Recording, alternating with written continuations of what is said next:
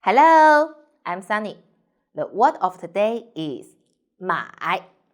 In this video, I will teach you how to pronounce it, how to write it, and how to use it.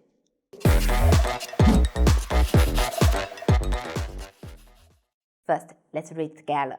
我们一起读一下。买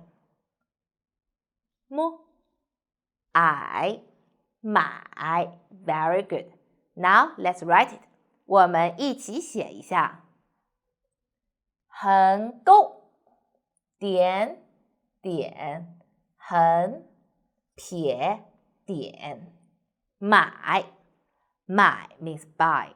We can say buy clothes 买衣服 buy food 买食物 buy books 买书本 You see? Sorry.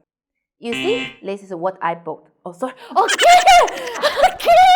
No, so I already changed it. I don't know what. Okay. You see? This is what I bought. 这是我买的。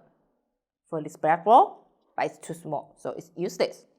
So, could you tell me what is the most useless things you have bought? 在评论下方告诉我你买过最没用的东西是什么。Okay, see you next time. Bye bye.